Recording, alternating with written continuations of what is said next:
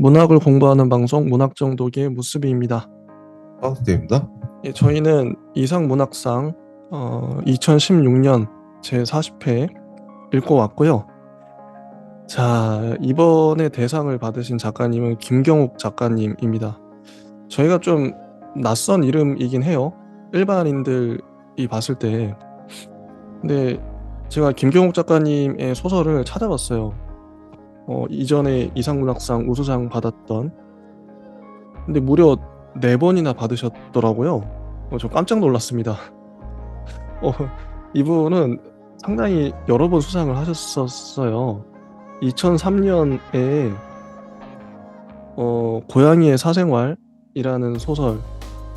이, 이 소설은 그 고양이를 찾아 나서는 소설이었는데, 그때 당시에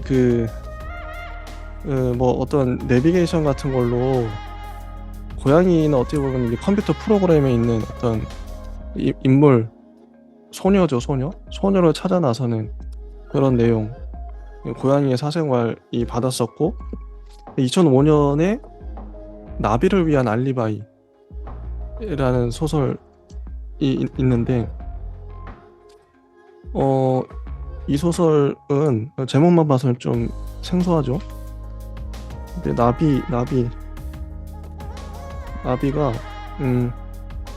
이 소설도 아마 이제 히키코모리 같은 남자가 TV 채널을 돌리면서 이 채널 저 채널에 대해서 이제 말하는 그런 재밌는 소설이었어요. 그리고 2011년에는 빅브라더라는 소설이었는데, 요거 아마 기억나실 겁니다. 형에 대한 얘기거든요. 형이 맨 처음 하늘을 난 것은 내가 7살 때 일이다.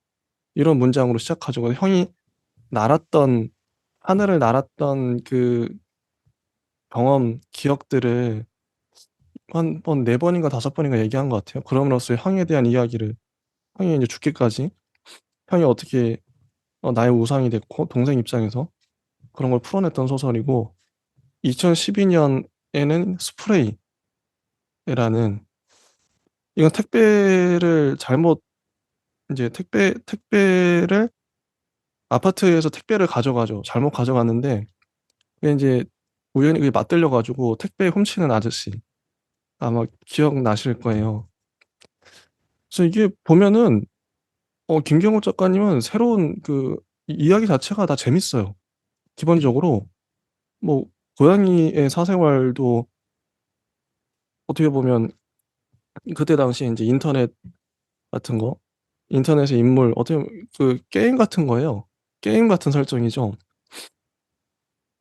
그리고 나비를 위한 알리바이 같은 경우에도 그 이제 TV의 여러 채널들, 케이블 채널들이 소재였고, 빅브라더 같은 경우에도 형 얘기를 하는데 형이 날았다라는 그 모티브를 갖고 형이 어떻게 날았는지를 설명을 하고, 스프레이 같은 경우에도 택배를 훔치는 아저씨 얘기거든요. 이런 식으로 무려 2001년 이후에 4번이나 상을 받으셨어요, 우수상을. 그리고 2016년에 드디어 대상을 타십니다. 대단하시죠? 저희가 김경욱 작가님의 이름을 기억할 필요가 있다. 그런 생각이 들고요. 아무래도 일반인들한테는 좀 생소할 수 있는데, 이제 잘 기억을 해야겠다. 그런 생각이 들었습니다. 하우스트님은 김경욱 작가님의 소설이랄까? 좀 말씀드렸는데, 좀 어떻게 생각하세요?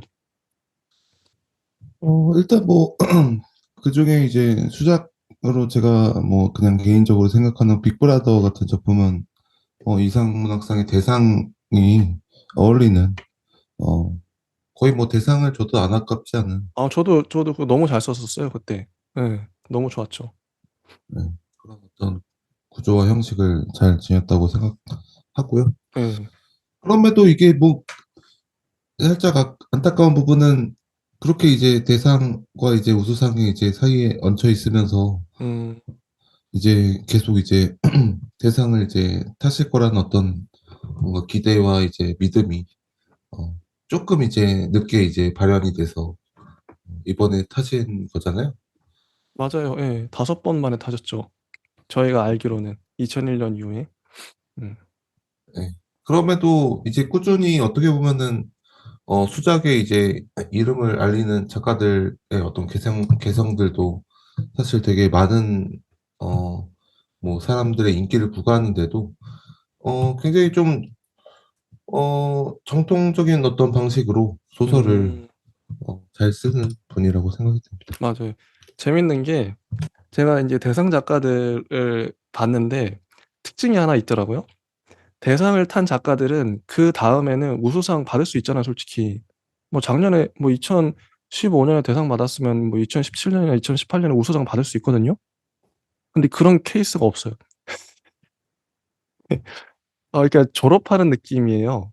제가 뭐 못 봤을 수도 있는데 한 번 대상을 받은 사람들은 아 이제 됐다. 이만하면 됐다.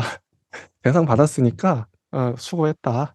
졸업하고 이제 못 받았던 사람들 위주로 우수상 주고 우수상 이제 몇 번 받다가 이제 대상 줄 때쯤 되면 물론 그렇진 않겠지만 이건 저희 뭐 네, 그건 농담이고요. 김경욱 작가님도 제가 찾아봤어요. 2016년이잖아요, 지금. 2017년 뭐 이후에는 우수상이 한 편도 없더라고요. 물론 꾸준히 쓰시겠죠? 쓰셨겠죠, 지금까지. 근데 우수상이 한 번도 없어요. 이런 재밌는 현상이 졸업을 하셨다. 대상 드디어 받으시고 졸업을 하셨다. 그런 느낌이 들고 이제 얘기를 해보겠습니다. 작품에 대해서. 요번 작품 좋아요. 천국의 문, 천국의 문이란 작품인데요. 이게 이제 12쪽에 이런 문장으로 시작합니다. 아버지가 오늘 밤을 넘기지 못할 것 같다는 기별을 들었을 때 여자가 가장 먼저 한 일은 화장을 고치는 것이었다. 이게 좀 문장 자체가 재밌잖아요. 아버지가 오늘 밤을 못 넘길 것 같은데 여자가 여자가 화장을 고쳐요. 누군가에 잘 보이기 위해서 화장을 고친다. 이게 뭐지? 이런 의문, 의구심을 불러일으키는 문장으로 시작을 하죠. 음. 근데 이 소설 자체는 전반적으로 서스펜스 분위기가 강합니다. 어떤 의문점을 계속 독자들한테 불러일으켜요. 여자는 왜 아버지가 돌아가실 것 같은데 화장을 하지? 음. 그리고 근데 그런 식으로 시작을 해서 근데 끝까지 그 긴장감을 끌고 나가거든요. 요 진짜 김경국 작가님은 노련하십니다. 오래 쓰신 분답게 정말 노련하세요. 이 스토리 전반이 결국 이제 아버지가 요양원에 계시거든요. 요양원에 가봤는데 밤늦게 갔죠. 차도 안 잡혀가지고 택시를 타고 가요. 근데 정작 도착하니까 아버지는 멀쩡하세요. 누가 장난 전화를 했구나. 도대체 누구지? 이런 좀 의문에 휩싸이죠. 그리고 가는 중간중간에 이 여자는 뭐 그 아버지에 대한 생각을 썰을 푸는 독자들한테 이 김경호 작가님이 이 여자의 썰을 풀어주죠.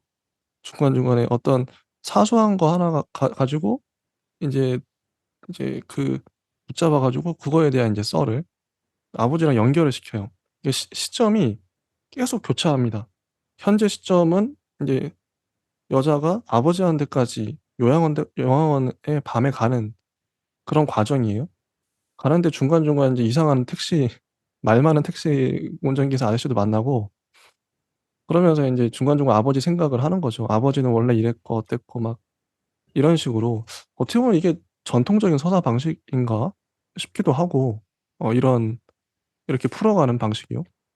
근데 재밌어요. 이 왔다 갔다 하면서 시점이 왔다 갔다 왔다 갔다 하면서 속도감이 느껴지고 어떤 의문점이 하나씩 풀리는 느낌? 그리고 캐릭터도 정말 잘 잡았고요. 그래서 근데 여기선 중요한 인물이 있습니다. 갔는데 중간에 이제 아버지 얘기도 나오지만 그 요양병원에서 만난 그 남자 간호사 남자 간호사가 이제 그 아버지가 지금 이제 치매에 걸렸는지 어 이제 원래 사과를 깎던 칼을 여자의 목에 겨눠요, 아버지가. 그때 인제 이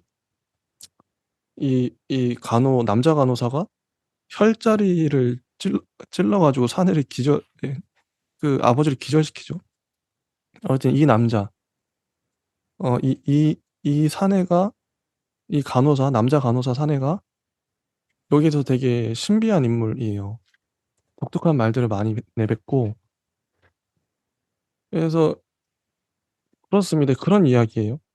근데 결국 마지막에는 어 이렇게 해프닝으로 끝날 줄 알았는데 아버지가 진짜 죽죠. 누가 죽였을까? 끝까지 누가 죽였는지 안 나오지만 여자는 깨닫죠. '남자 간호사가 죽였구나.' 그래서 마지막 문장은 경찰에 신고하는 것으로 어 끝납니다. 이런 소설인데 일단 이게 전반적인 스토리인데요. 하우스 님의 이 소설 천국의 문 어떻게 보셨나요? 어, 일단 뭐 재밌게 좋게 읽었고요. 기본적으로 이제 뭐 소설의 어떤 무게나 바탕에 두는 어떤 이미지나 이런 것들이 확실히 전작의 어떤 소설들보다 상징이나 이미지 쪽에 많은 시간을 할애했다는 생각이 들고요. 특히나 이제 이 별이라는 어떤 우주 덩어리라는 말을 하면서 이 그 삶과 어떤 인간의 어떤 그런 고유한 어떤 그런 빛을 이제 바라보는 그런 새로운 어떤 새롭기보다는 사실은 어떻게 보면은 뭐 우리가 어렸을 때부터 뭐 어떻게 보면 코스모스 혹은 이제 뭐 다윈의 어떤 뭐 여러 철학서를 통해서 들은 어떤 다양한 이야기죠. 인간이 어떻게 보면 하나의 먼지, 하나의 일부라는 어떤 겸손한 생각인데요. 그런 거과는 또 이제 다른 국면으로 여기에서 이제 말하고 있는 어떤 위안 같은 게 있어서 그런 것들이 충분히 잘 이미지화적으로 쓰였다고 봅니다. 중요한 그 장면들 위주로 한번 볼게요. 일단 첫 번째로 이 여자가 그 13 쪽에 보면 "1 시간 가까이 발을 동동 구르다 택시에 오른 여자를 맞은 것은 시끄러운 음악 소리였다." 그래서 "영등포요." 하니까 "영등포 어디? 어디라고?" 하면서 이 할아버지 운전사가 "거기 어디야?" 그래서 이게 처음엔 잘 못 찾아요, 할아버지가. 예. 이런 택시 운전 기사랑 좀 해프닝이 있었죠. 운전수가 궁시렁거리기도 하고. 그 이 근데 이 택시 운전수의 역할이랄까? 음 하우스님은 어떻게 보세요? 이 운전사 좀 어떤 인물로 보셨나요? 약간의 어떤 이 이야기를 또 같이 견인하는 인물인데요. 굉장히 또 중요한 인물인데도 불구하고 그리고 앞에서 이제 언어에 대한 어떤 대화, 그리고 그 아버지를 또 상기시킬 수 있는 어떤 대화, 그리고 뭐 에버그린이 아니라 그레이스네, 그레이스 요양병원이라고 여자가 이제 아차 싶은 어떤 그런 어떤 감각, 이런 것들을 잘 깨워주는 정말 좋은 어떤 사내라고, 아니 전수라고 생각이 드는데요.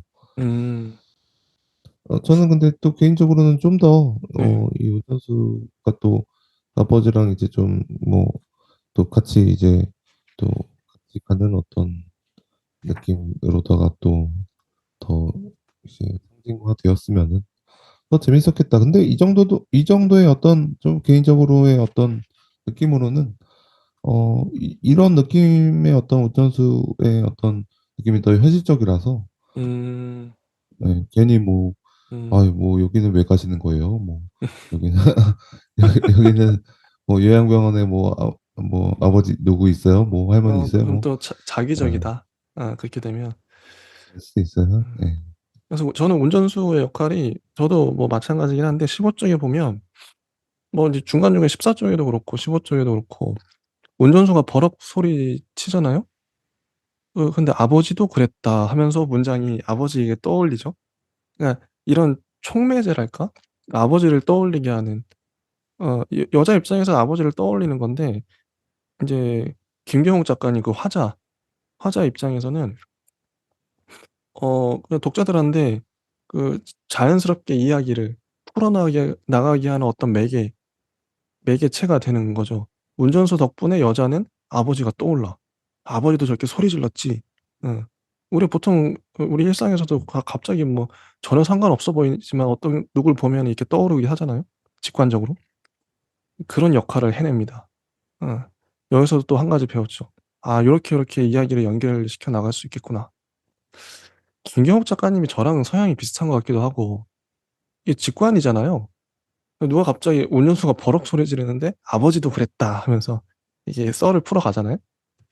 저도 인제 이런 전혀 상관없어 보이는데 갑자기 연결지어지는 케이스가 많거든요.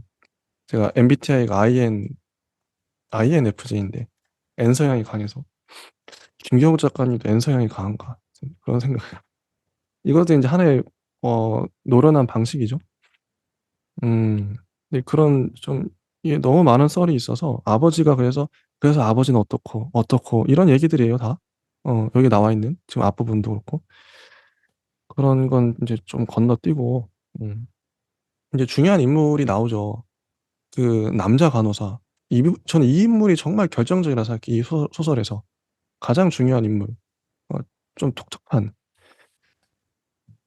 이 사람은 17 쪽에 보면 그 아버지가 칼부림을 하니까 음 여자의 목을 겨누고 막 협박을 하니까 그때 인제 혈자리를 딱 혀를 찔러서 아버지 기절시킨 그런 남자 간호사입니다. 어 무슨 혈인가를 찔렀다고 왕년에 침 좀 놨다고 사내가 기뜸해 준 것은 어느 빈소에서였다. 음.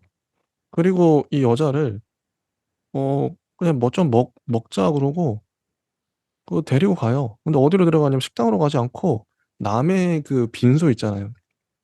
그냥 무턱대고 들어가 가지고 뻔뻔하게 거기서 육개장을 먹는 거예요, 여자랑. 되게 어 이 17 쪽의 아래 보면 '여자는 궁금했다.' 그런 자신감이 어떻게 나오는 어디서 그런 자신감이 나오는지 이런 되게 대범한 남자죠. 근데 이게 좀 알리바이가 되는 것 같기도 해요. 남자가 어떻게 아버지를 죽일 수 있는지 죽일 수 있었는지. 혀를 찌르기도 하고 자신감이 있어요. 어 그리고 18 쪽에 보면 아래쪽에 이런 노래가 나오죠. "검고 긴 구름이 몰려와요. 천국의 문을 두드려요." 이게 한글로 해서 이상한데 이 노래 되게 밥 딜런의 Knocking on Heaven's Door 누구나 아는 노래. 나 knock knock knocking on heaven's door 그 노래예요. 그러니까 천국의 문을 진짜 두드리는 그런 노래거든요. 근데 이 노래가 중요하죠. 제목도 천국의 문이니까. 어 학창 시절 여자가 곧잘 흥얼거리는 팝송이었다. 19 쪽에 보면은 이 사내가 이런 말을 합니다, 간호사 사내. "흐르는 강물은 바다를 만나는 순간 가장 고요하죠. 근원으로 돌아가니까. 아니 근원의 일부가 되니까. 죽는 순간 우리는 따뜻하고 부드러운 빛에 휩싸여 깃털처럼 날아올라 거대한 빛의 일부가 돼요. 무한한 빛의 입자들이 먼지처럼 떠 있는 그 거대한 빛은 시시각각 색깔을 바꾸며 아름답게 물결치죠." 음. 그래서 여자가 묻죠, 아래쪽에 보면. "그런데 어떻게 그리 자신할 수 있죠?" 죽은 이후의 삶을 눈을 뜬 사내는 잠시 뜸을 들이고 나서 말했다. 직접 본 것이라고. 트럭에 치여 심장이 멎었던 반나절 동안 겪은 일이라고. 이런 말도 덧붙였다. 사람들은 왜 기를 쓰고 먼지를 닦아낼까요? 먼지는 우리가 결국 먼지로 돌아간다는 진실을 환기하기 때문이죠. 먼지에서 먼지로, 빛에서 빛으로. 사실 별이란 우주 먼지 덩어리죠. 별과 사람은 구성 성분이 같다는 거 알아요? 우리가 어둠을 두려워하는 것은 빛으로 돌아간다는 진실을 일깨우기 때문이에요. 어둠을 두려워할 때 우리가 진정 두려워하는 것은 빛인 셈이죠. 그러니 죽음을 두려워할 필요는 없어요. 음. 이런 사례입니다. 되게 독특한 말을 뱉는데 하우스님은 이 남자 간호사 어떻게 보세요? 이 말들. 어. 어, 저는 근데 뭐, 인물이 이제 이게 중요한 소설인지 아니면은 이게 또 아니면 내가 이제 느끼는 감정, 즉, 여자의 어떤 여성의 감정이 좀 더 주가 되는 소설인지, 이제 혹은 둘 다 이제 중요해서 어떤 서사의 어떤 매력과 그리고 여성의 심리에 대한 어떤 그 해부학적인 어떤 성질을 가진 소설인지에 대해서 이제 많은 고민을 좀 해봤는데요. 진짜 그럴 수 있겠다. 예. 네. 일단 둘 다 중요한 소설이라고 생각이 들고요. 여성의 심리. 네. 어. 그 생각 여자가 못 어떻게 했네. 예. 보면은, 뭐, 사실은 그 일반적으로는 그냥 그 쓰면은 소설의 어떤 그런 자아를 쓰면은요, 뭐 3인칭이든 1인칭이든 사실 뭐 현대적으로 그냥 뭐 그림자처럼 그렇게 뭐 비중 없이 혹은 그냥 약간 어두침침한 분위기의 어떤 아웃사이더 같은 느낌으로 쓰는 경우가 많은데요. 여기서는 확실히 이제 좀 여성의 어떤 그런 행위들을 강조하고 있죠. 맞아요, 맞아요. 맞아요. 네. 그래 여성이 되게 집중적으로 묘사되고 있어요. 예. 네. 그리고 이제 여자가 이제 여러 가지 뭐 화장을 하는 어떤 행위도 사실은 이 많은 어떤 이 죽음이라는 어떤 테마에다가 빛을 이제 막 뿌리는 듯한 느낌으로 그렇게 읽혀지게끔 만들어 보이는 어떤 상징인 것 같아요. 어. 그런 '남자 간호사한테 잘 보이고 싶어서 화장하나?' 이런 생각했거든요. 음, 사내한데 이성적인 호감이 있어서. 어, 저는 근데 이게 그 남자가 사내가 이 말을 함으로써 조금 뭔가 이게 좀 저는 너무 의심이 가는 거예요. 어떤 의심이 갔나요? 어, 그러니까 그 남자 사내에 대해서 그러니까 아직 저는 아직 잘 모르는데요. 이제 여기에서 이제 사내가 처음에 어떤 신뢰를 주는 말을 이제 뭔가 했다면 어, 아버지 괜찮으시고 제가 잘 돌보고 있으니까요. 너무 걱정하지 마시고 그리고 제가 이제 뭐 문자로 이제 보내드릴게요. 그리고 아버지가 이렇게 이렇게 하신 점은 정말 큰 상처가 됐겠어요. 정말 고생 많으셨고 제가 이렇게 이렇게 잘 돌보겠습니다. 하는 음. 게 앞에만 뭐 한두 줄 있었다면 맞아요, 맞아요. 이 뒤에 응. 이제 죽음의 일부가 되는 어떤 빛이 일부가 되는 얘기가 신뢰감이 이제 생기거든요. 맞네. 근데 일부러 갖다 그런 문장을 안 넣은 거네요. 김경욱 작가님은. 샤 간호사라서 할 법한 문장을 그 근데 이것만 딱 응. 보니까 응. 신뢰를 할 수가 없는 거예요. 막 맞네. 신뢰가 갑자기 안 되네. 뭔 소리 하는 거지? 막 이러면서. 아니 저 뜬금없잖아요. 갑자기 뭐 아니 왜 죽음에 대해 아니 사람이 죽으면 빛이 된다고. 근데 이게 일부러 독자들을 그러니까 김경욱 작가님이 독자들을 갖고 노는 느낌 이게 음, 얘가 범인이야. 끝에 마지막에 보면 이 남자가 이죠 거의. 이 남자가 범인이죠. 아버지를 죽인. 그러니까 의심하게 만드는 이 노린 거 아닌가. 어떻게 생각하세요? 사실 신뢰하지 뭐 못하게끔. 그쵸? 어떻게 보면 뭐 그 신뢰하지 못하는 어떤 느낌을 주게 하게끔 그리고 사내가 또 여기서 이렇게 또 말을 하고 나서도 좀 특이한 어떤 캐릭터의 말총머리를 하고 맞아, 똑똑해요 이 사람. 응. 음, 좀 특이한 캐릭터라서 나중에 그런 어떤 결말이 갈 때까지 이 사내의 어떤 비중이 큰데도 불구하고 저는 이 어떤 사내의 어떤 이미지나 응. 정말 좀 이상하고 특이하지만 그쵸. 뭔가 매력적인 맞아, 매력적이야. 그런 거를 저는 조금 더 들어갔으면 좋겠다 음. 그런 생각이 들었어. 맞아요. 결국 이 소설도 캐릭터 소설이거든요. 이 캐릭터 그 인물의 매력으로 이제 밀어붙이는 소설이라고 생각을 해요. 음. 근데 어떻게 보면은 네. 네 어떻게 보면은 그 하루 그 작가님 누구였지? 그 하루 어, 이장욱 작가님이죠. 이장욱 작가님. 아, 이장우 이장욱 작가님. 작가님은 사실 인물을 너무 사실은 과대하게 쓰는 아, 작가라고 생각이 아, 들고요. 그럴 수 있어요. 예, 맞아요. 그분은 완전 캐릭터가 딱 나는 이 인물 무조건 보여주겠어. 이 인물 매력적이지. 그냥 대놓고 그냥 밀어붙이잖아, 인물을. 오히려 예. 서사가 잡아먹힐 정도로 아, 맞아요. 너무 강렬해요. 예, 인물을 너무 많이 이제 섬세하게 그려서요. 진짜 그래요. 이장우 예, 작가님. 김경호 작가님은 이제 그거보다 이 서사가 더 중요한 아, 위치의 작가이다 보니까 그 둘을 살짝 섞었으면은 좋겠. 예. 맞네요. 그럼 이 아버지, 이 치매 걸린 아버지, 이 아버지 캐릭터는 혹시 어떻게 보셨나요? 이 아버지도 꽤 은근히 묘사가 많이 나오거든요. 아버지가 어떤 사람인지. 음, 아버지라는 캐릭터는 이제 어, 여기에서 이제 밝혀지는 여러 가지 이제 편린들은 사실 여기서 그 서스펜스적으로 이제 스릴처럼 마지막에 어떤 이야기의 반전이나 뭐 숨겨진 이야기나 뭐 여자가 잘못 생각했던 생각이나 오해나 이런 것들을 이제 깨우기 위한 소설적인 복선이자 전복의 장치라고 어, 숨길 수도 있겠지만요.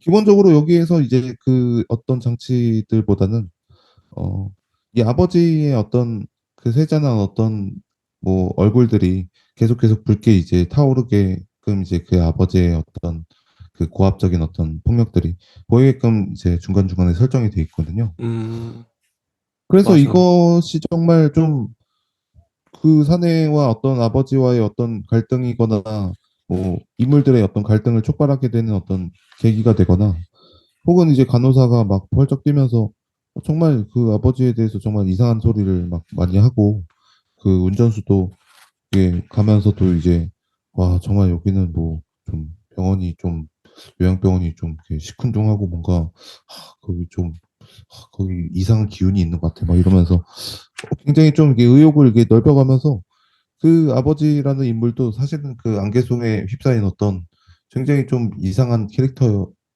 아니 이상 캐릭터가 아니라 이제 뭐 그러니까 몽롱한 캐릭터로 이제 남기면서 이제 음, 해도 될 것 같은데요. 저는 뭐 여기서의 어떤 뭐 이렇게 아버지의 역할도 뭐 저는 훌륭하다고 생각합니다. 음, 맞아요. 어, 그리고 또 뭐 인상적인 장면을 또 보자면, 그래서 어쨌든 여자는 병원에 도착했는데, 아까 말씀드린 것처럼 아버지가 뭐 위급하지가 않네? 뭐 이런 상황이에요.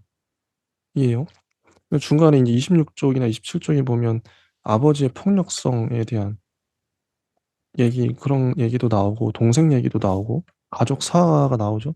이런 이야기들이 이 인물을 더 좀 다면적으로 좀 풍성하게 만들어주는 것 같아요. 어, 요 여자에 대한 묘사. 이 여자도 보면 어떤 상황이 있냐면, 지금 아버지가 요양원에 갔잖아요. 아버지를 요양원에 보내면 난 편할 것 같아. 그랬는지 알았는데, 오히려 아버지가 요양원에 간 이후로 더 지금 더 말라가고 좀 초췌해지고 있죠.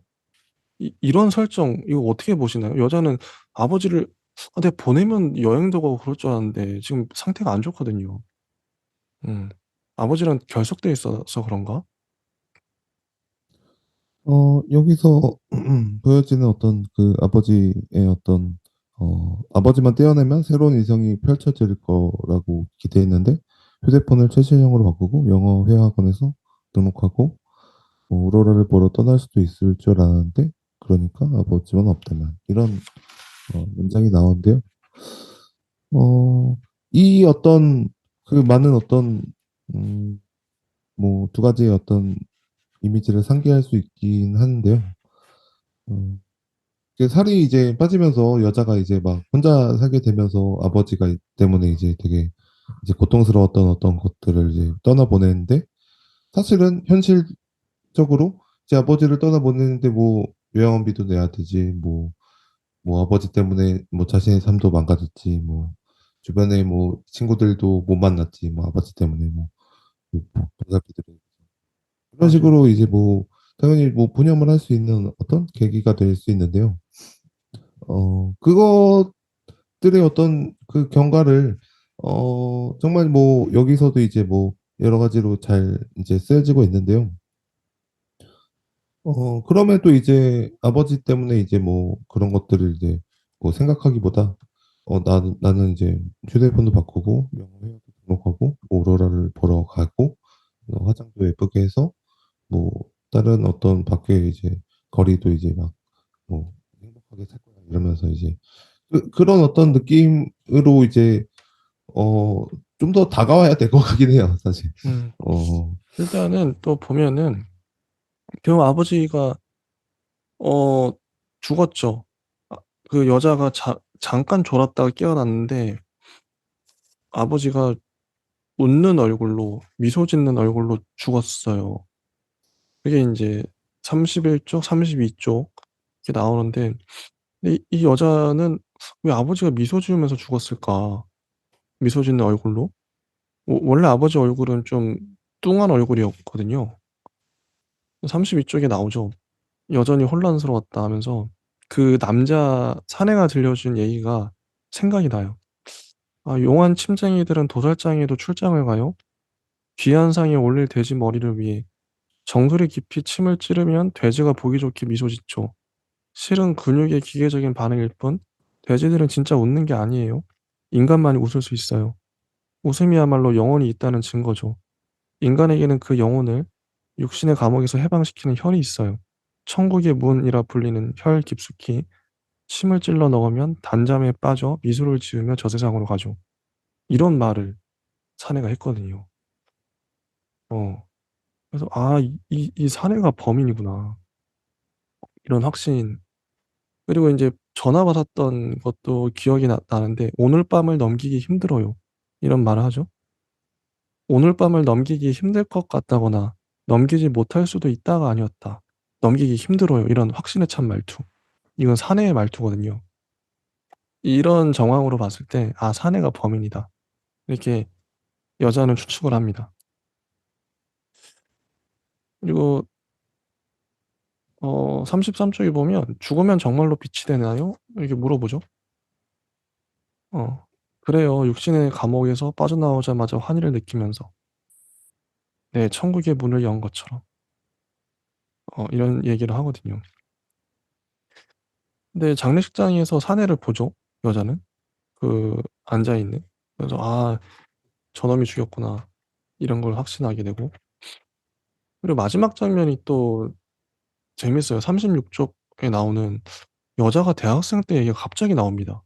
영시를 수업 때 낭독했는데 마지막 문장을 여자는 그때 잘 말하지 못했어요. 37쪽에 이런 얘기가 나오죠. 원래 마지막 내뱉지 못한 구절이 뭐였냐? 아빠, 아빠, 이 개자식. 이, 이 말을 못 내뱉었어요. 근데 진짜 마지막 행은 이랬다 하면서 나오죠. 아빠, 아빠, 이 개자식. 나는 다 끝났어. 원래 이런 말, 이런 문장이 마지막, 시의 마지막 행이었는데. 그리고 맨 마지막 문장이 여자가 다시 전화를 건 곳은 경찰서였다. 이러면서 끝나요, 소설이. 어, 이 마지막 장면과 이 문장들.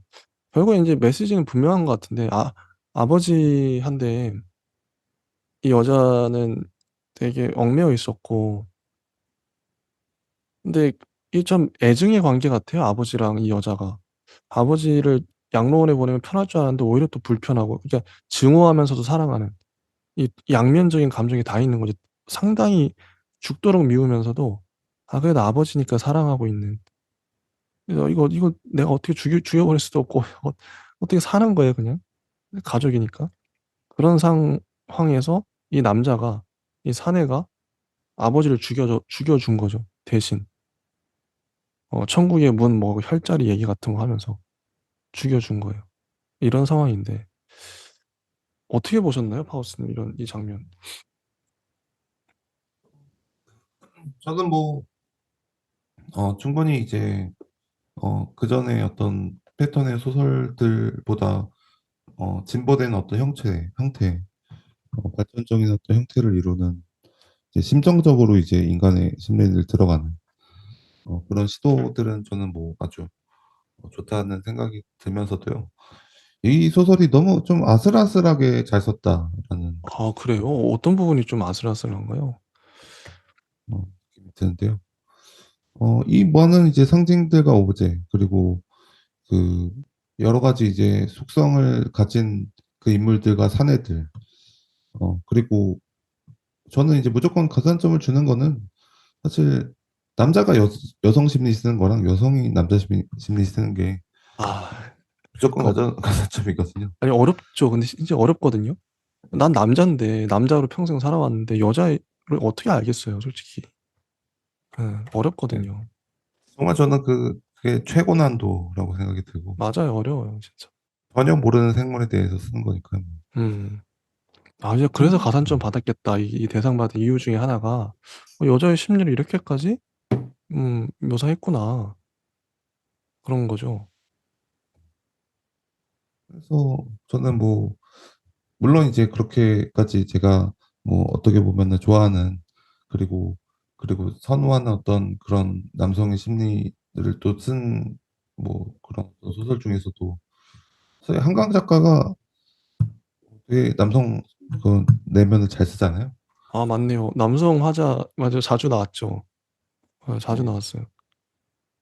그게 어, 어떻게 이렇게 쓸 정도로 이제 잘 썼는데 여기서도 이제 그런 여성의 심리를 충분히 잘 이제 녹여냈긴 하거든요. 어, 그리고 이전에 시도하지 않았던 뭔가 그 인물들의 어떤 숨은 어떤 어두운 면이나 그리고 아니 그 어두운 면이 사실 되게 많긴 했거든요. 그 서사적으로도 잘 쓰이고. 근데 여기서는 확실히 그런 어떤 대화나 이미지나 상징이나 여러 가지 이제 침착해서 쓰는 어떤 여러 가지 많은 효과를 불러일으키는데요. 그럼에도 너무 아슬아슬했다.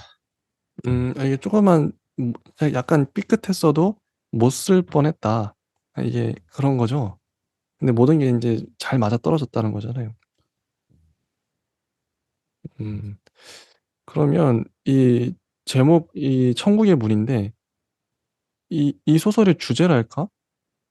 결국 김경호 작가님은 무슨 얘기를 하고 싶었던 걸까요? 이 소설을 통해서? 그래서 사실 응, 물론 이제 이 여자의 심리 뭐 천작해서 들어가야겠지만 사실 여자의 심리를 이제 만약에 썼다고 하면은 더 들어가야 되고요.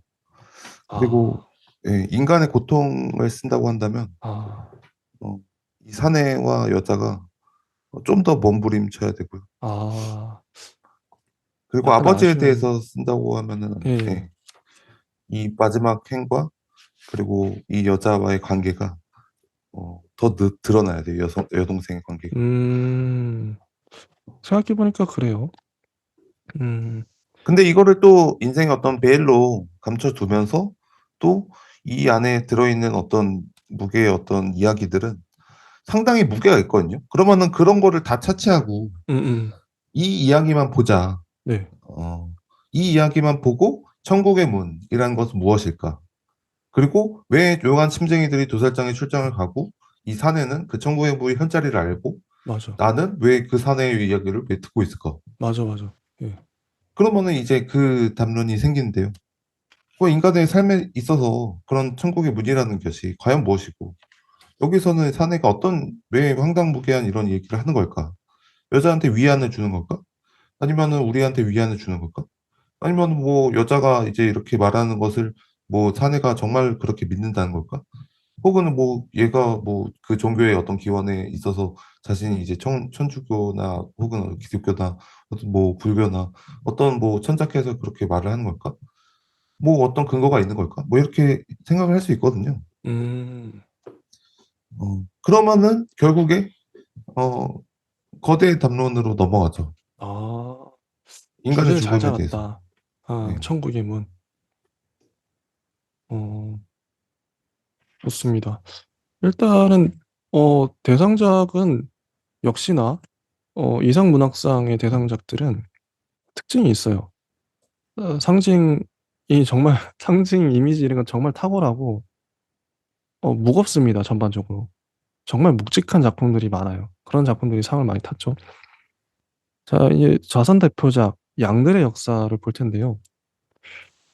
저는 대상작보다 이 양들의 역사가 더 좋지 않았나. 하우스님 어떻게 보셨나요?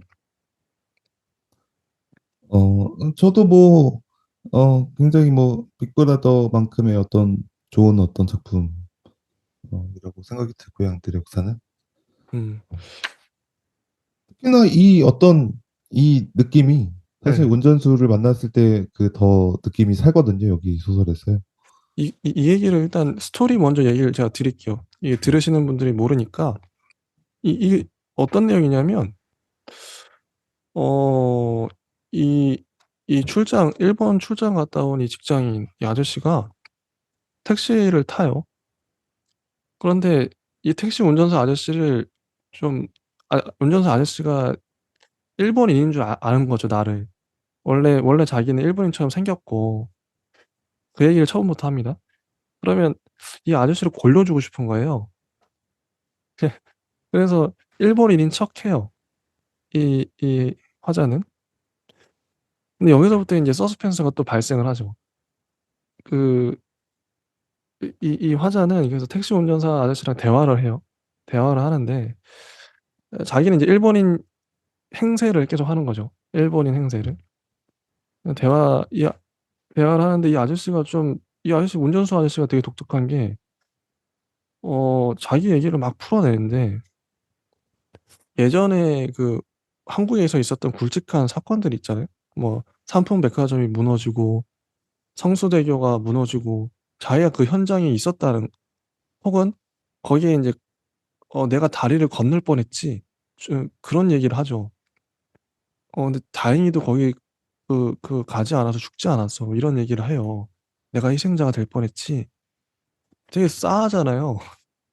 근데 싸한 얘기를 이, 이 화자도 어, 좀 의심하는 거지. 도대체 이 운전수 아저씨 뭐지? 운전수 아저씨 뭐지? 이렇게 그런 얘기입니다. 근데 정말 긴장감이 엄청나고요. 정말 이야기 자체가 재밌어요.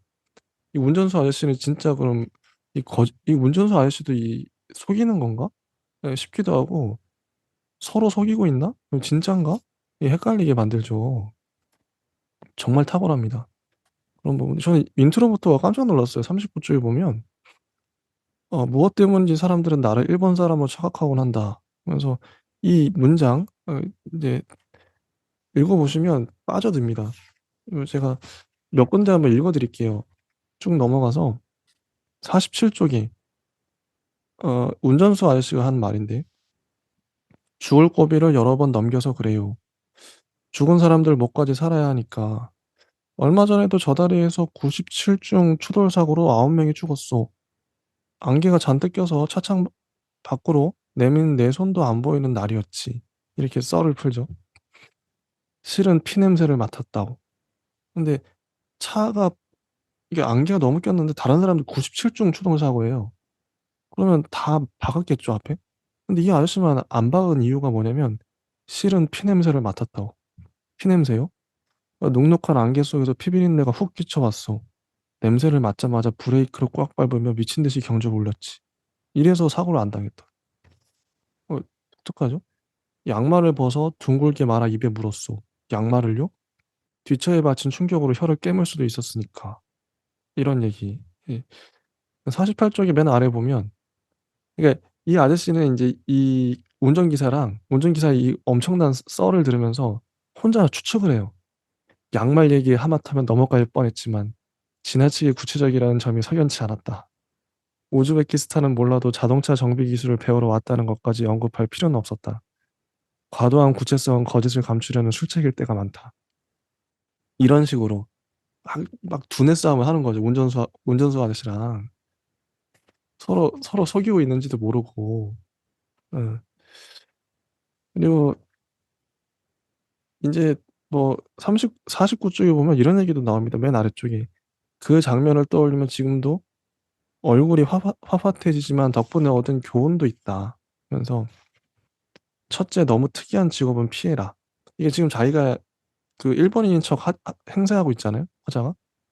근데 자기만의 이제 규칙이 생긴 거예요. 너무 특이한 직업만 하면 안 돼. 외통수에 걸리면 외통수에 걸리는 수가 있다. 어느 소설작법 체계에 적힌 대로 소재주의를 경계하라. 뭐 이런 식으로 가급적 말을 아껴라. 자기만의 이런 그 노하우가 생긴 거죠. 플롯이란 무엇을 말하는가보다 무엇을 말하지 않는가의 문제가 아니던가. 이런 이건 뭐 이야기 그 소설 작법에 대한 이야기에 대한 이야기이기도 하고 이 소설은 재밌어요. 그리고 51쪽에 보면 중간에 이 운전수가 또 썰을 내죠. 믿기 힘들겠지만 멀쩡한 다리의 상판 일부가 폭격이라도 맞은 것처럼 떨어져 내렸어. 다리 위를 달리던 차들이 추락해 여러 죽었지. 성수대교 얘기예요. 음. 지금도 그 다리는 안 건넙니다. 52쪽에 보면 운전수의 말을 믿어야 할지 말아야 할지 종잡을 수 없었다. 계속 추측하죠. 독자들도 이 화자와 같이 추측을 하게 되는 거예요. 도대체 뭐야 이 아저씨. 운전수의 말 믿어야 되나? 첫 번째 일환의 디테일이 과했고 이번에는 너무 적었다. 일정한 패턴이 없다는 것은 이야기를 꾸미지 않았다는 증거일 수도 있었다. 하지만 그것조차 계산의 결과일 가능성을 완전히 배제할 수 없었다. 노련한 스파이는 절대로 패턴을 남기지 않는 법이니까 모든 것을 우연으로 만들어라. 뭐 이런 식으로 이게 너무 재밌잖아요. 이 상황 자체가. 야, 서로 속이고 있나? 53쪽에 가면 이 아저씨는 근처에 안 가는 게 그 다리만은 아니오. 백화점에도 발길 끄는 지 오래되었소. 삼풍백화점 얘기 나오죠? 뭐야, 이 사람. 어, 54쪽에 이런 말을 해요. 어, 그때 도로를 건넜으면 죽었겠지. 이런 얘기 하는데, 왜 안 건넜죠? 백화점을 쳐다보았는데, 어딘지 모르게 끔찍이 뒤틀린 느낌이었어. 신호등이 바뀌었지만, 이상하게도 걸음을 뗄 수 없었지. 뭔가가 발목을 잡고 있는 것처럼. 옥상의 냉각탑을 몽땅 한쪽으로 밀어버렸다는 사실은 나중에 알았어. 근처 아파트에서 민원이 들어왔다더군. 건물 붕괴를 부른 무리한 구조 변경을 지적하는 목소리. 이런 게 이제 원인이 된 거죠. 백화점이 무너진. 이런 디테일한 얘기까지 해요, 이 아저씨가. 어. 참 이게 되게 독특한 운전수죠. 근데 이게 뭐 어떤 전설의 고향을 보는 것 같은 남양 특집 뭔가 공포 소설 느낌도 나고 에드거 앨런 포의 공포 소설 느낌도 나고 추리 소설 느낌도 나고 재밌어요. 역사적인 사건이 실제 등장하기도 하고 이런 소설입니다. 어, 이 아저씨 나중에 어떤 얘기까지 하냐면 58쪽에 보면 흥남부도 이 할아버지거든요. 한국 전쟁 때 미군 폭격으로 속대밭이 됐는데 그때 탈출한 얘기도 해요. 배 타고. 근데 그때 이제 굴이 무너져 죽은 사람이 많았다. 나도 죽을 뻔했다. 근데 그 호미로 땅을 파서 나와야 되거든요. 굴이 무너지면. 근데 그때 당시 철을 다 가져갔으니까 형이 들고 있어야 될 호미를 내가 대신 들어서 내가 살아남았다. 이 얘기를 이 운전수가 하죠. 60쪽에 보면 이 마지막 부분인데요. 어머니는 하나뿐인 호미를 언제나 형의 손에 쥐어주었지. 장남이 대를 이어야 한다고 하면서 하지만 형은 그 배를 탈 수 없었어. 폭격에 굴이 무너져 나오지 못했으니까. 그날 호미는 내가 지고 있었어. 형 대신 살아남았어요. 그리고 이제 이 운전수랑 헤어지죠. 이 이후에. 나는 멍하니 이제 김포공항 앞에 내리고 어, 이런 이야기인데요. 전 너무 흥미진진하게 읽었거든요. 이 운전수 도대체 뭐냐. 하우스님 어떻게 보셨나요? 저도 뭐 이런 어떤 재난의 어떤 느낌을 그래도 이제 그 마지막에 호미를 통해서 어, 운전수가 이제 계속 뭔가 그런 생존의 상황에 처하는 그리고 그 순간에 이제 기지로 뭔가 살아남은 그런 흥미로운 또 얘기를 또 지켜보면서 저는 뭐 아주 뭐 감각적이고 이지적인 어, 하나의 뭐 그런 소설이라고 생각이 들었고요. 사실은 뭐 이런 어떤 재난 소설은 이제 뭐 어떤 뭐 이제 절망 서사에서 많은 이제 소설들이 채용하는 방식인 윤리적인 문제. 과연 윤리적인 어떤 삶이란 무엇일까? 음. 음. 이런 것에 굉장히 많은 공을 들이는데요. 음. 모든 작가들이.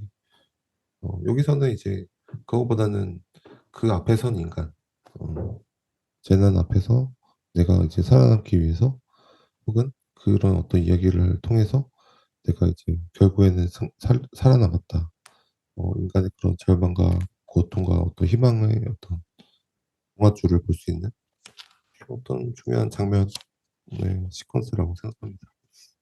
그러면 여기도 또 궁금해져요. 아까 천국의 문처럼 양들의 역사, 제목도 양들의 역사예요. 그 이 제목은 뭐 어떻게 생각하세요? 왜 양들의 역사일까요?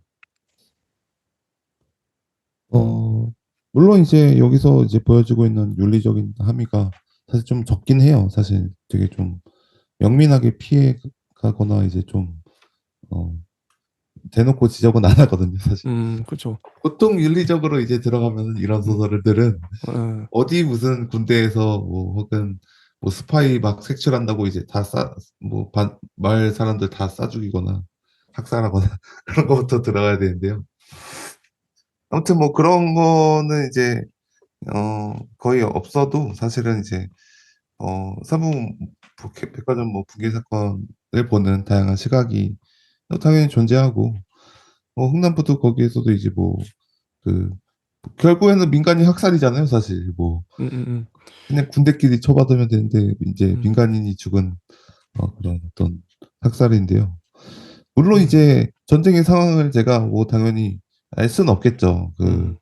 왜 그냥 이제 군대끼리 싸워서 이제 이기면 승자하고 이제 뭐 격투기 하듯 이렇게 하면 되지 않냐 했는데 그러면은 민간인을 막 그 민간인 있는데 뭐 막 군사기지 있고 그 군사기지에서 막 스텔스 뭐 비행기 막 다 날아다니고 막 민간인들 옆에 이제 막 일부러 끼어서 잘 살고 있고 막 그러면은 그거를 뭐 포격을 뭐 할 수 있냐 없냐 막 뭐 이런 문제부터 해서 아주 그냥 뭐 복잡해지는데요. 그리고 아예 그냥 뭐 그 전쟁 당사자의 어떤 생각을 제가 뭐 알 수는 없으니까 뭐 아예 뭐 인지를 민간인으로 하는지 뭐 알 수는 없대요. 아무튼 뭐 그런 거를 다 뭐 차치하고 나서도 이 모든 어떤 인물들의 어떤 이야기와 어떤 그런 재난에 대한 어떤 이야기가 결국에는 이제 하나의 뭐 생각이 톱니바퀴처럼 뭐 허풍이겠거니 아니면은 뭐 이것이 뭐 진실이겠거니 하면서 이제 뭐 스릴 넘치게 이제 가면서 나중에 이제 결국에는 이 모든 양들이 이제 어떻게 보면은 생존하기 위해서 맞아요. 이게 이렇게. 그러니까 늑대와 양 할 때 그 양인 것 같은데 네. 늑대는 그 재난 어떻게 보면 국가일 수도 있겠네요. 아니면 뭐 건설 회사일 수도 있고 그렇게 건물을 부실하게 지어 놓은 그러니까 양들은 항상 당하는 입장이잖아요. 늑대한테. 양은 정말 힘이 없잖아요. 그럼 물려 죽어야지 뭐. 늑대가 막 출현하면 늑대가 나타났다 그러면 양들은 그 수천 마리 수만 양들은 그냥 어 그 늑대를 피하는 거밖에는 늑대를 피하는 거밖에 없어요. 생존법은. 양들의 생존법. 양들의 생존법이라고 제목을 줘도 되겠다. 양들의 역사. 그래서 이 할아버지는 어쨌든 그 죽음의 고비를 이 소설에 의하면 최소 한 4 번은 넘긴 거잖아요. 전쟁 한국 전쟁 때 횡단보도 그 굴 무너져 가지고 죽을 뻔하고 그리고 뭐 아까 거의 한 막 96중 치돌인가? 차가 몇 거의 한 100대 가까이가 박아서 사람들이 죽어 나갔는데 그것도 피하고 삼풍백화점 그 성수대교 무너진 거 피했잖아요. 근데 피냄새를 맡았다. 거기 가면 좀 안 될 것 같았다. 불길한 느낌이 들었다. 이게 그냥 그런 삶을 살면서 이런 한국에 이런 헬조선에 살면서 자연스럽게 체득한 이 할아버지가 특이해서 그런 게 아니라 물론 소설 전반은 인제 추리 소설이나 어떤 그런 재미도 있지만 이거 보면 이 할아버지의 생존법은 한국 그런 상황을 겪은 사람이라면 '피냄새가 났다. 안개에서 피냄새가 나서 내가 차를 세웠어. 이런. 이게 어떻게 보면 되게 신비한 일인데, 아, 이런 삶을 사는 할아버지라면, 또 늑대 앞에 양이라면 충분히 그럴 수 있겠다. 또 이게 납득이 되거든요. 아, 너무 근데 불쌍하긴 한데 안타깝기도 한데, 이런 한국이라니. 음, 세월호도 그렇고 얼마 전에도 큰 사고가 있었죠. 이런 한국이기 때문에 이런 생존자가 나온다. 좀 씁쓸한 안타까운 그런 소설 아닌가, 그런 생각이 드네요. 지금 제목과 연결해서 보니까 하우스님은 이 그러니까 김경욱 작가님이 뭘 얘기하고 싶었다고 생각하세요? 이 소설을 통해서. 또 얘기하다 보니까요. 확실히 뭐 소설들은 뭐 당연히 뭐 여러 가지 이제 이야기의 어떤 의미를 도출하는 그리고 다양한 어떤 의미들을 도출하는 어떤 행위라고 볼 수 있을 때 또 저는 뭐 생각이 든 게요. 음, 확실히 이제 그런 어떤 재난적인 어떤 이야기를 하는 혹은 이제 어르신 혹은 어떤 뭐 저희 할머니 뭐 이런 6.25 막 얘기도 막 하시고 뭐 그런 거를 보면은 인간의 뭐 두 가지 뭔가 심리를 또 보여준 어떤 계기라고 생각이 들어요. 어 어, 아주 뭐 중요한 어떻게 보면은 뭐 심리적으로 중요한 어떤 얘기일 수도 있는데요.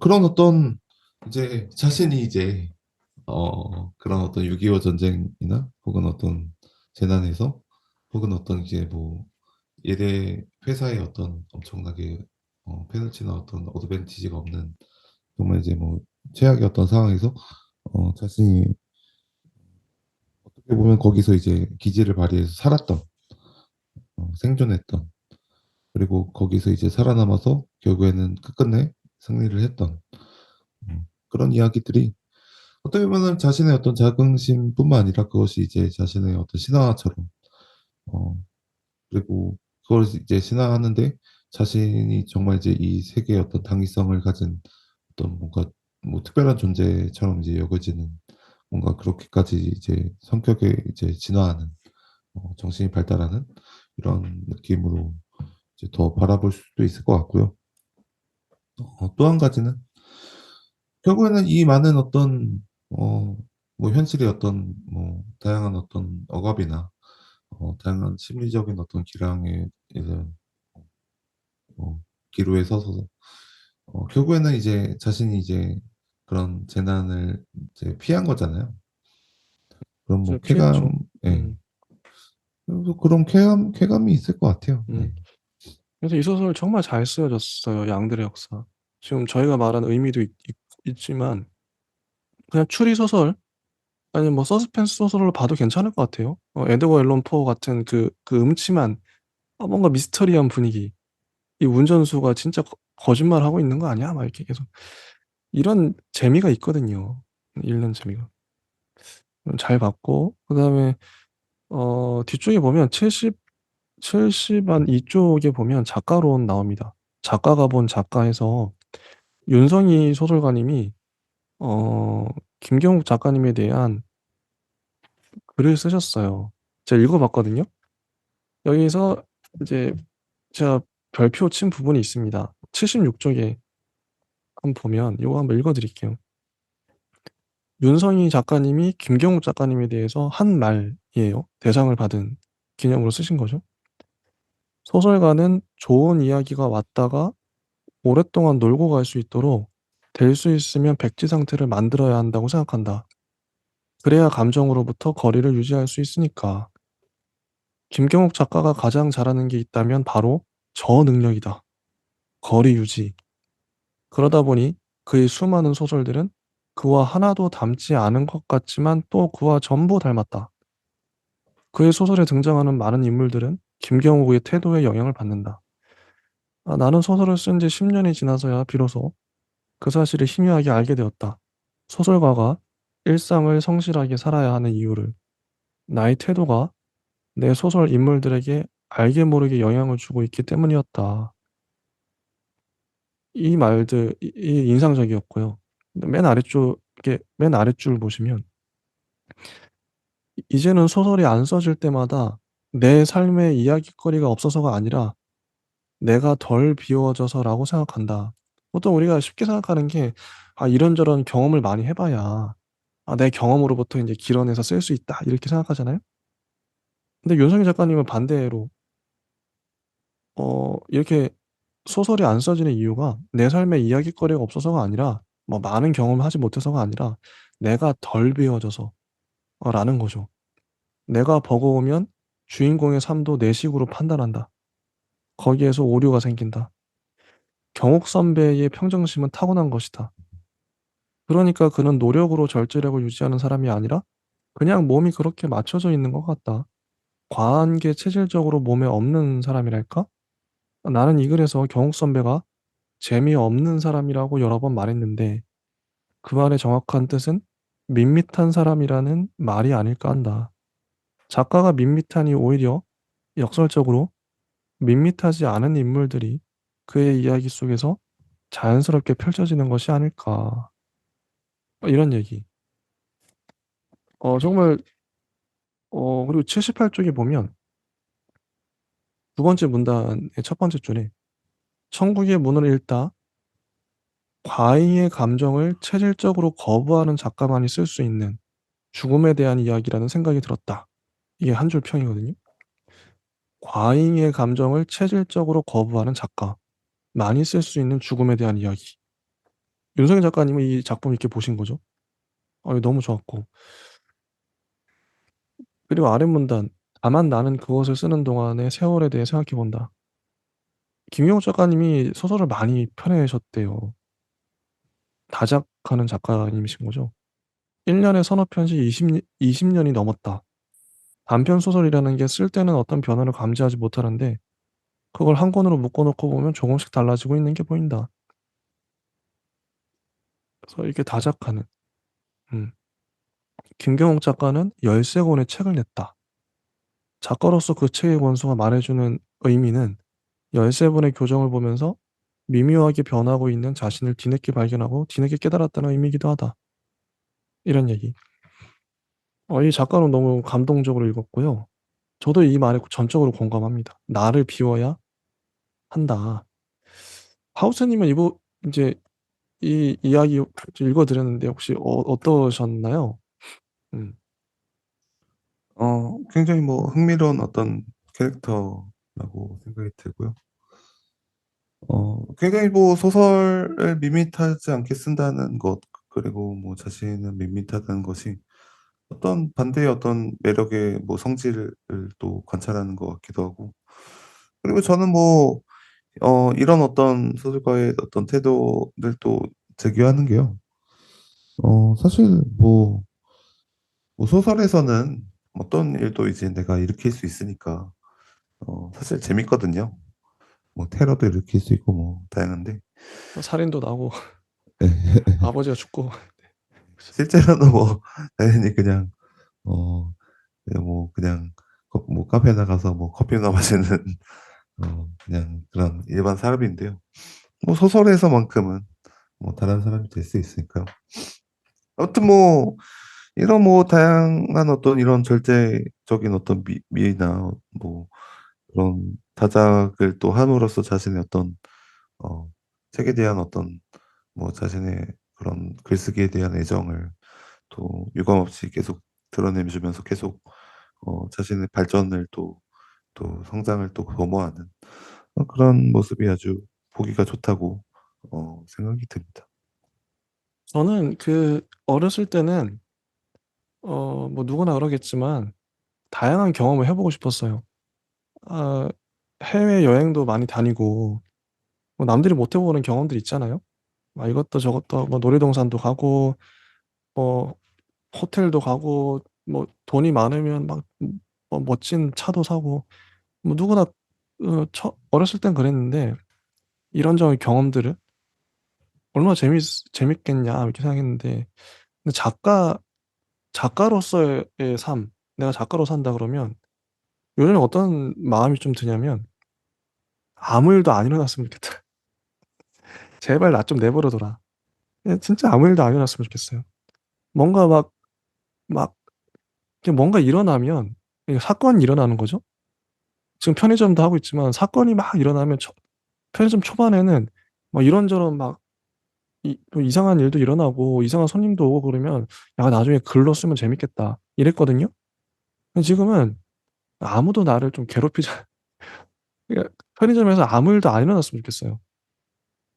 이게 왜 그러냐면 저는 제 일상이 뭐 뻔해요. 책 읽고 뭐 인제 글 쓰고 뭐 작가의 삶이라는 게 다른 게 아니잖아요.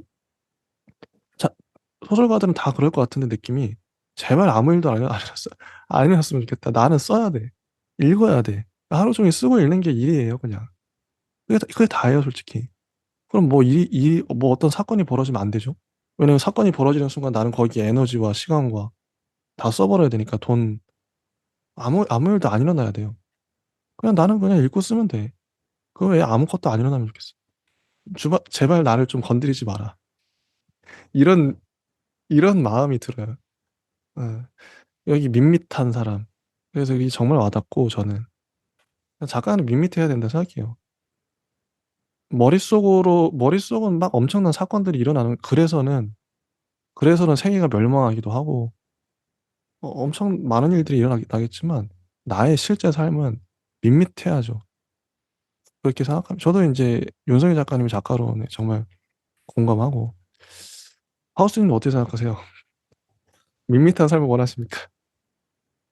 확실히 자신이 뭔가 사업을 또 해서 열심히 이제 살아서 돈을 많이 벌고 싶다 하는 뭐 인간의 유형도 있을 테고 저는 뭐 개인적으로 어떤 작가가 주는 어떤 특수한 형질 중에 하나가요. 누가 이제 옆에서 너 작가야? 그러면은 뭔가 되게 옆에서 되게 똑똑하고 쟤는 어, 뭔가 되게 그 글도 잘 쓰고 뭔가 뭐 생각도 깊고 막 이렇게 초등학생 때부터 뭔가 뭐 보더라고요. 꿈이 작가라고 이렇게 하면. 그래서 그것이 이제 좋아서 이제 뭐 이렇게 여기까지 이제 그냥 이것저것 하면서 뭐 물론 이제 뭐 작가라기보다는 이제 뭐 작가들도 이제 지망하는 쪽에서 이제 계속 올라왔는데요. 음. 어, 그런 어떤 뭐 정체성의 어떤 국면에서는 사실 주변에 이제 환경에 좋은 효과가 많이 있죠. 이점이 있죠. 주변에서도 뭐 쟤는 글 잘 쓰면은 좀 있어 보이고 좀 두꺼운 책 막 읽고 있으면은 좀 뭐가 있는 애인가 뭐 있어 보이고 그러니까요. 뭐, 네, 그런 어떤 수혜를 갖게 되긴 한데요. 아무튼 뭐 자신이 이제 뭐 결정을 하는 거지만 또 미묘하게 자신이 그렇게 정체성을 또 입어버리면은 작가가 어 그래서 더 이제 뭔가 일탈을 하는가에 대해서 생각해 보면 그건 또 아닌 것 같기도 하고. 네. 일단은 뭐 김경호 작가님의 단편 두 편을 봤는데요. 네. 뭐 총평이랄까? 김경호 작가님 소설 어떻게 보셨나요? 예. 어떤 작가다 좀 얘기를 해 주시죠, 김경호 작가님은. 음. 김혜경 작가님은 뭐 계속 이제 발전을 이제 꾸준히 하는 작가로 생각이 들기도 하고 확실히 이제 뭐 다양한 이제 스펙트럼을 보여주는 작가라고 보는데요. 그럼에도 이제 제가 보기에 어떤 이 천국의 문이 또 나아가야 할 방향이나 이제 또 장점을 또 부각을 또 시키기 위해서는 어 사실 김경국 작가님이 이제 꾸준히 이제 책을 계속 뭔가 계속 쓰는 게 또 중요하고 그리고 이 어 책을 통해서 사실은 이 어떤 재미의 어떤 천작된 어 사실 뭐 재미라기보다는 이렇게 워낙 그냥 글 솜씨가 이제 좋으시니까 이제 그 자신의 어떤 재미를 위한 어떤 소설이 될 수도 있겠는데요. 근데 그렇게 보기에는 주제가 상당히 무겁기도 하고 윤리적인 어떤 지평이나 여러 가지 뭐 주제를 함축하고 있어서 음, 어, 뭔가 또 사실 이게 뭐 뭐라고 말하기엔 좀 그런 게요. 이게 튀지 않으려고 예술을 어, 하는 거에 대한 어떤 제가 뭐 여러 가지 생각이 있거든요. 뭔가 이게 글을 이제 정통적으로 잘 써야 되냐, 자신의 개성적으로 매력적으로 써야 되냐, 이런 부분에 대해서는 어, 일단은 저도 근데 그거는 잘 모르겠어요. 어, 음. 근데 김경호 그래서 작가님이 지금까지 써온 소설들을 보면 여러 가지 실험들을 하셨죠. 시도, 새로운 시도들을 그런 그 도전 의식이랄까요? 아, 요번에 이렇게 써볼까? 저렇게 써볼까? 그 주제의 다양성은 대단하신 것 같아요. 김경호 작가님은. 어, 그런 부분들, 그 소설 자체를, 이야기 자체, 소설 자체를 되게 사랑하시는 마음이 느껴지기도 하고, 이야기 읽으면서. 이야기가 재밌어요. 예, 김경호 작가님은 저번에 저희가 얘기했던 것처럼 박민규 작가님은 독자들을 웃기고 싶은 마음이 있잖아요. 어떻게든 재밌게 해주고 싶은. 그거랑 비슷한데, 좀 약간 또 결이 다르긴 한데, 김경호 작가님은, 어, 본인이 이야기를 즐기는 느낌. 아, 요번에 이렇게 써볼까, 저렇게 써볼까? 근데 그걸 또 독자들한테도 보여주고 싶은 거죠. 아, 요번에 이렇게 써봤어요. 이렇게. 그런 마음이 느껴져서. 이게 소설가의 마음이 아닐까. 저는, 저는 그렇게 느꼈고요. 네. 일단 여기까지 하고요. 저희가 다음 시간에는 우수상 5편밖에 안 되지만 보통 한 지금까지 7편, 8편 받았었죠. 저는 2016년부터 우수상이 5편 정도밖에 안 돼서 아쉬웠는데 깜짝 놀랐습니다. 너무 잘 써서. 정말 대박이에요. 대박인 작품들이 아, 이제 다음 시간에 한번 다뤄보도록 하겠습니다. 네, 여기까지 하겠습니다. 감사합니다. 감사합니다.